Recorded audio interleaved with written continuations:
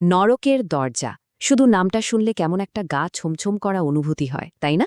কিন্তু এই নামের আড়ালে আসলে সত্যিটা কি? চলুন আজ সেই রহস্যটাই ভেদ করা যাক।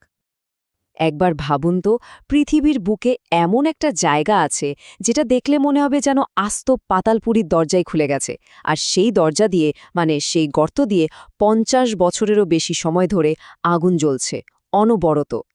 এটা কি আসলেই সম্ভব? তো যে কোনো বড় রহস্যের পেছনেই তো কিছু না কিছু গল্প, কিছু কিংবদন্তি থাকেই। আসুন সবার আগে সেই গল্পগুলোই শোনা যাক, যেগুলো এই জ্বলন্ত গর্তটাকে ঘিরে বছরের পর বছর ধরে তৈরি হয়েছে। হ্যাঁ, স্থানীয় মানুষ থেকে শুরু করে পর্যটক, সবার কাছেই জায়গাটা ঠিক এই নামেই পরিচিত, নরকের দরজা। ভাবা যায়, এমন একটা আগুন যা আজ পর্যন্ত কেউ নেভাতে পারেনি। এই একটা কথাই কিন্তু জায়গাটার পুরো রহস্য আর ভয়াবহতা বোঝানোর জন্য যথেষ্ট। আচ্ছা, কিংবদন্তি তো অনেক শোনা হলো। এবার একটু আসল কথায় আসা যাক, তাই না? এই যে জ্বলন্ত গর্তটা, এটা আসলে কি জিনিস? আর পৃথিবীর ঠিক কোথায় গেলে এর দেখা মিলবে? এই রহস্যময় জায়গাটার একটা পোশাকি নামও আছে কিন্তু। এর আসল নাম হল দরওয়াজা গ্যাস ক্রেটার, আর নামের মধ্যেই কিন্তু এর পরিচয়ের একটা বড় সূত্র লুকিয়ে আছে। চলুন এই মনুষ্যসৃষ্ট বিস্ময়ের একেবারে গোড়ায় যাওয়া যাক। খুব সহজ করে যদি বলি, তাহলে এটা হলো তুর্কমেনিস্তানের বিশাল কারাকুম মরুভূমির ঠিক মাঝখানে তৈরি হওয়া একটা বিরাট গর্ত।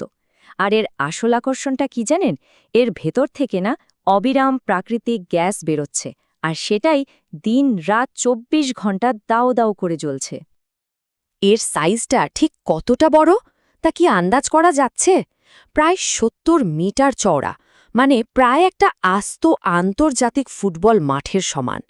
ভাবুন একবার, মরুভূমির মাঝখানে এত বড় একটা জ্বলন্ত গর্ত। সত্যি অবিশ্বাস্য একটা ব্যাপার। আচ্ছা, এবার আসা যাক সবচেয়ে জরুরি প্রশ্নটাতে। কিভাবে তৈরি হলো এই বিশাল জ্বলন্ত গর্ত?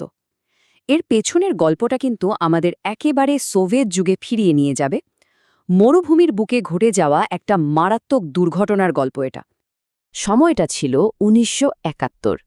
একদল সোভিয়েত ভূতাত্ত্বিক তখন তুর্কমেনিস্তানের বিশাল কারাকুম মরুভূমিতে চষে বেড়াচ্ছেন। কিসের জন্য? তেল আর প্রাকৃতিক গ্যাসের খোঁজে। তাদের মূল লক্ষ্যই ছিল নতুন জ্বালানির একটা বড়সড় উৎস খুঁজে বের করা। কিন্তু যা হওয়ার কথা ছিল না, ঠিক সেটাই হয়ে গেল।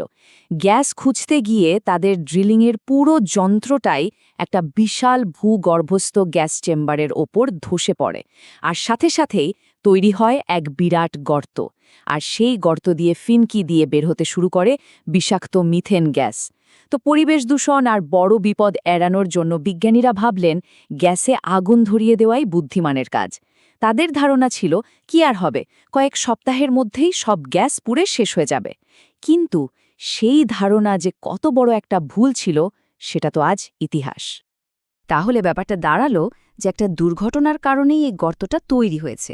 বেশ, কিন্তু আসল প্রশ্নটা হলো যে আগুন মাত্র কয়েক সপ্তাহে নিভে যাওয়ার কথা ছিল, সেটা ৫০ বছরেরও বেশি সময় ধরে জ্বলছে ওটা কিভাবে?